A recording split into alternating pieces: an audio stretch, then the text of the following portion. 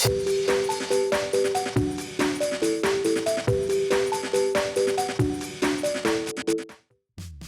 it going, YouTube? It's Panda time.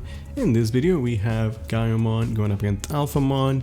You know, two decks that have definitely been solidified as two of the strongest decks of the BT9 format. We're going to be starting off with the Agu into a red Murray boost. Severe lack of spaghetti on that one. On the other hand, we have Dorumon and a Cool Boy, so you know, some early searches with the Coda follow-up as well. Looks like this player is still playing the BT6 Alphamon, which I personally am a big fan of. Let me know in the comments, are you guys excited for the Ghost Alphamon in BT10? It would be pretty sick if I can pull that. I don't know if I would sell it or try and just use it in the deck. Gonna be staying in the back with the Agumon and then hard dropping the Metal Greymon. So what I would say here is that, like, he's clearly struggling, missing pieces.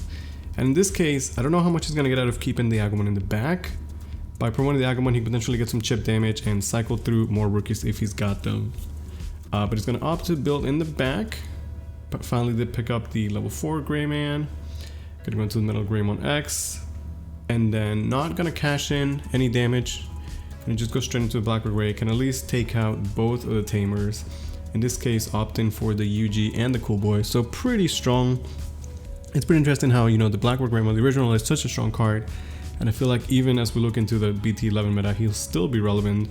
Because Tamer Destruction is just such a powerful effect and it's hard to come by. We're going to see a Greymon, which gets some nice reveals. Gets to add a Source Under. Not bad.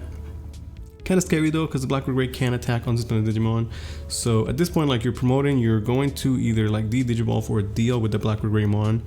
Otherwise, you just don't do this, right? Or I guess the idea is that with the Oryu, he'll at least be 14,000.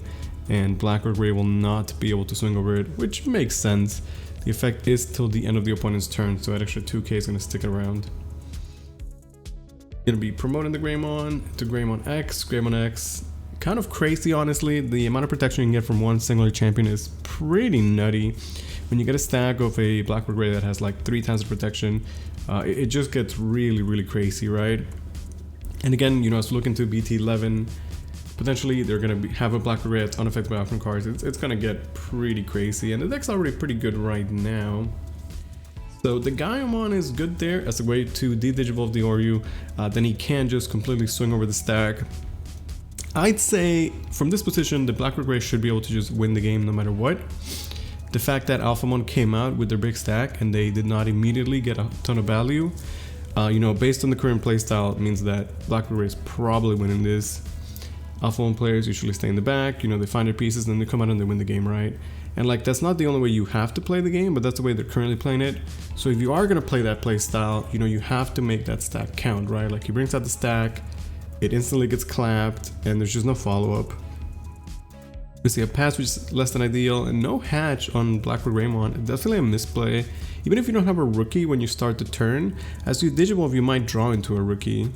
Delicate plan. 2 checks at security. At this point, it's a matter of closing the game out. The Alphamon player is definitely too far behind. Alphamon security, you know, stops the attack, but at this point, it's not gonna matter. He could just, you know, potentially set up more bodies on the board to close out the game. The Alphamon deck is not great at removal when they don't have their own board to work with, right? Now, there is a Coda, so the possibility of Grumblemon is there, and that is what we're gonna see here. Could be Grumble into Doro Gray, and with the Dorumon, he can continue to turn. Once again, not hatching, again, a crucial mistake, right? You have to hatch. Like, just because you don't start with a rookie doesn't mean you might not draw one later on. So he could potentially still do plays here. Definitely the Grumble into Doro Gray and Doro. It's like the exact combination of cards that let him do anything. Gonna be swinging using the X on the body to go into the Oryu, and then he can put something to pop the little Greymon. That should keep him alive for at least another turn. You know, I gotta wonder, like, if instead of hero, if we had just played down another body, would it have just been gamed this turn, right?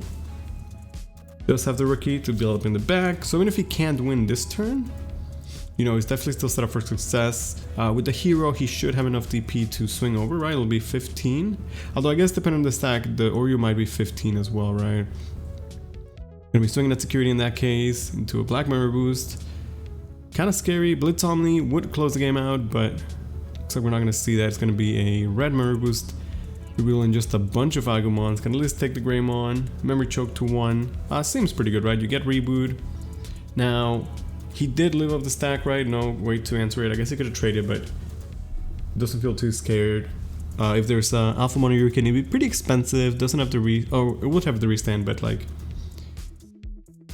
it's not going to be able to close the game out no matter what, right? It's still not going to hatch. He's going to swing, yeah, going into the Oryu, so it's going to cost us 7. Going to pop the Gaiomon. It's going to be 2 checks. So he gets the restand. So the restand happens first, and then it's the end of turn effects. But yeah, he could continue the turn. Going to opt to keep the restand, which makes sense. But at this point, you know, even though there's no security left, he has no way to get that final attack, and that's actually just going to be the game. So a bit of a back and forth there. You know, we saw Alphamon, you know, be able to go into some stacks, but doesn't actually get enough out of it. We're going to see hatch into Nokia. Really wants to get the Nokia online. Interested, you know, if that's your only rookie, that's how you want to spend it. Going to see rookies on the other side. Pretty good, way better opener for Alphamon. Yeah, you draw another Agumon, so I guess it's alright. Pretty even game so far, I would say. Can definitely start to use the Nokia for value. Nokia's just a pretty solid card. I'm glad that she gets to see a lot of play. And I mean, she probably likely always will, since Agumons and Gaiomons will always be relevant to this game, right? The middle Gaiomon can pop the rookie, which is kind of nice. And then he's set up to get that stack that can attack unsuspended, which is just so powerful. It can be very oppressive. It's also going to have +1 security, but no blocker in this stack, potentially. Going to stay in the back. I feel like against Alphamon, like, what are you scared of, right? Like, obviously the Oryuken, right? But like, while they're building and setting up and getting the pieces, like, I don't know, it's not too scary. If you force them to come out because they want to go into the Doru to pop a level 4 or something, I feel like that's very punishable. Like, usually, like I was saying, the Alphamon's going to stay in the back and only promote when they're going to like potentially win the game, right? The guy's going to just actually swing at the Doru. That's 3 checks he's giving up there to enter a rookie. I'm not sure if that's necessarily correct. I can understand wanting to maintain more control no matter what, but that was 3 checks at security, right? Like, potentially just set him up for game next turn. We are going to see Alphamon promote. Is going to be able to go into potentially the full thing with the Dorus and the memory boost. Has quite a bit to work with. So we're going to see, so it's the BT6 Alphamon, never mind, takes it back. This is tournament, but you know, it is what it is. I feel like if you have let go of the card, then the card has been played. That's my philosophy. Okay, so now he goes into the BT6 Alphamon. We'll see if he has the Oryuken. Gonna equip the sauce, has quite a stack. Yeah, gonna go straight into the Oryuken. Pop the Gaio, doesn't have the protection. Does get the 3 checks at security. Pretty good. The Cherrymon option just stops options, it's not too relevant. At this point he could just like use the Time Warp effect to like maybe memory choke, put him to 1. If he wants to continue his turn, then it's like you're gonna have to pass over more memory, so I like the idea of just using it to memory choke. I think it's pretty solid. Doesn't have the restand though, so like it's not really too close to being able to close the game out. In this case, it's also important that he keeps the Alphamon under it, because it is a high probability that he might get the Digivolve, right? So in that case, you want to make sure that you at least still get a level 6. So well played from Alphamon there. With the Nokia though, he can Digivolve and memory choke to 1, which is pretty good. Granted, you can memory choke the BT6 Alphamon, but with her attack, she can get back more memory, which is kind of nice. If he's got an Oryuken, he can potentially go into it right away.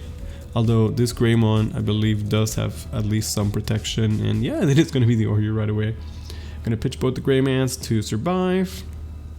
Not going to use the end of turn effect to get any memory back, which passes over maybe too much memory at this point.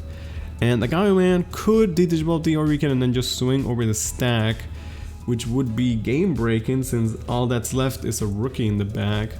Looks like he's digging for those pieces, being able to set up a second stack in the back as well. I think that this game is definitely in a good spot for the Gaiomon player if he has a strong level 6 here, and with another Gaiomon, yeah, it is going to be just enough. And at this point, he's 2 ahead. I don't see how Alphamon would come back. We're going to see if he can make some sort of comeback here. Going to stay in the back, play the Yuji, so it's going to be that slow setup game that you expect from like early game, but this is no longer early game, right? Gaio is already out there swinging. Code 9 security maybe is enough to make a difference. Gonna be swinging for the multiple checks. And at this point, he's gonna have to pass over 3 memory no matter what. There's no really clean way to do so. I guess with the Alterios there is. That's a fantastic way to spend the memory, right? You go into Alterios for 2 and then still maybe play a rookie to pass over turn. Or Congo in this case.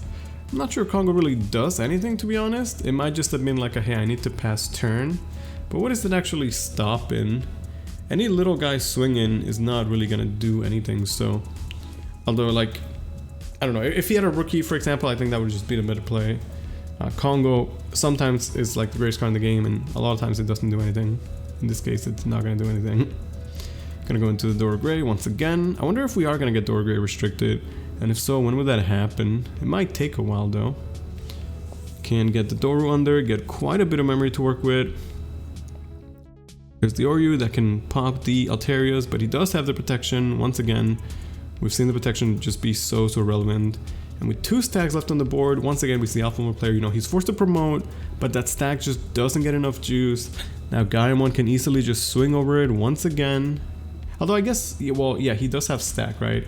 Gonna be out into swing as security. Interesting. Might be going for a game with a Blitz Omni. The other stack cannot swing at the Oryu, but he's gonna go into a Gaio. He is gonna swing at it, although that definitely is not legal play, but it's alright.